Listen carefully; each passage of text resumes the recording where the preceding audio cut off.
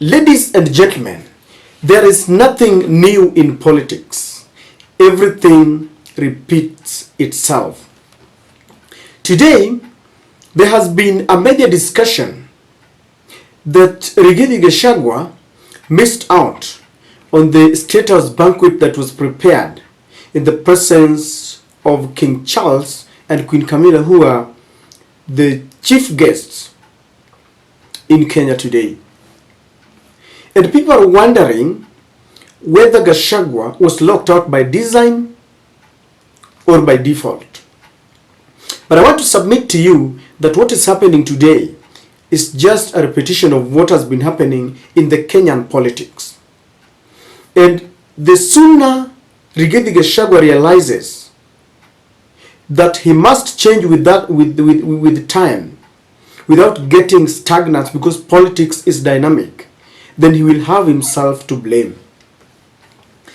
In 2007, the powers that be and the deep state surrounded Mwai Kibaki after the controversial election result by Samuel Kivuitu, and they didn't want Kibaki to talk with Raila Amolo Odinga. They said they had won the election and that was it. But little did they know that there were powers behind Kibaki's victory.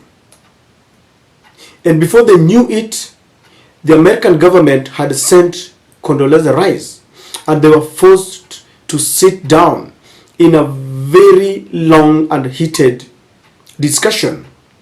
And when they refused to agree, they were actually ordered. Kibaki remained the president and Raila became a prime minister. William Ruto was there. He was one of the very hardliners on the ODM on Raila's side.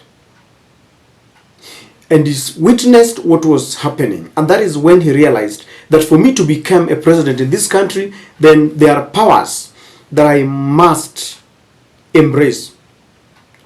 In 2013 and 2017, the same thing happened. And in fact, in 2017, William Ruto now found himself on the other side when he was the deputy president in a controversial presidential election. They did not want Uhuru Kenyatta to talk to Raila Amolo Odinga. And William Ruto became a hardliner as a deputy president then.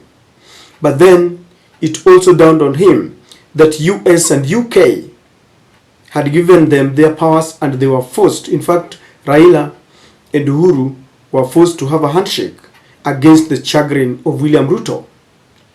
And so William Ruto went and negotiated his power. For those who watch my videos, I've always shown you where William Ruto was in Chatham House and he explained the kind of government that he wanted.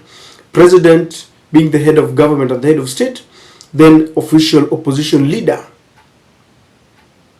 And he was given his victory.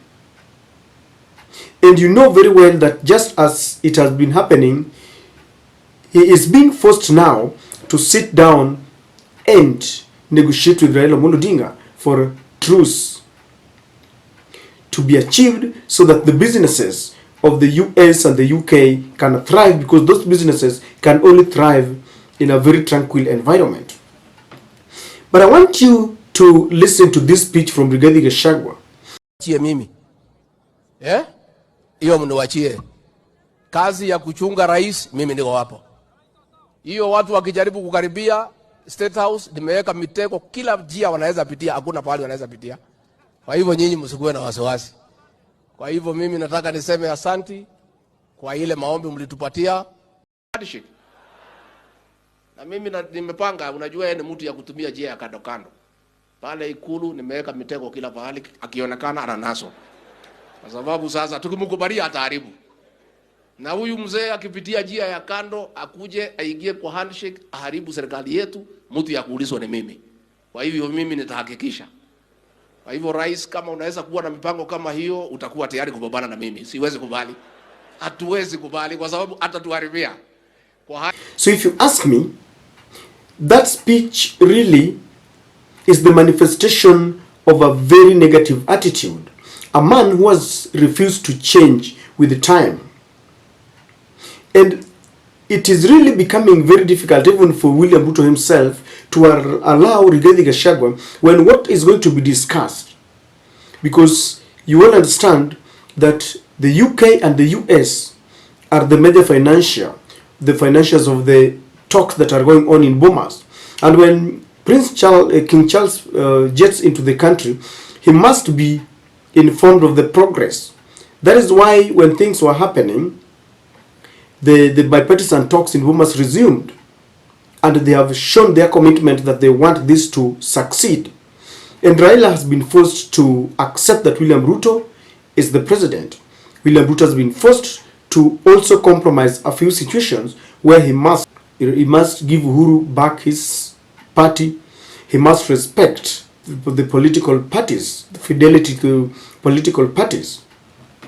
And if Rigathi Gachagua is one person who does not want these talks to continue, then how then do you even allow him to sit down in an environment where people are discussing the very, very talks?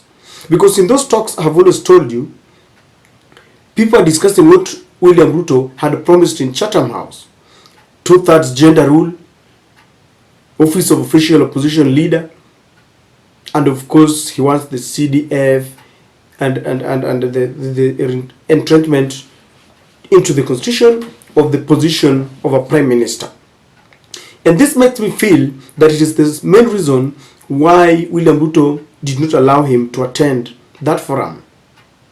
It could also mean that the UK government does not want Rigathi Gachagua because they have their informers. Like before Jane Marriott left the country, she had a record of all the leaders in the country.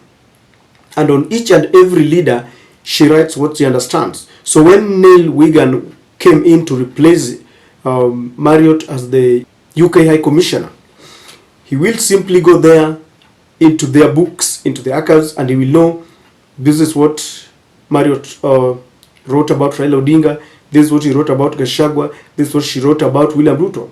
And then of course you saw Neil Wigan holding meetings with Raila Odinga. And so they give a report back to the UK. So there could be a possibility that King Charles did not want to meet Rigathi Gachagua because of his hardline stand about things that are really making it very difficult for peace and progress to continue in the country. And so when I saw that Rigathi Gachagua was actually locked out, it didn't surprise me because I know that as long as Rigathi Gachagua will still be making such speeches, he will not see eye to eye with those powers that be. And William Ruto knows it very well. After this, he will take a rally to Mount Kenya, and they will be telling them that Hatutaki handshake and all that. Yet William Ruto understands very well that they have been forced to work together.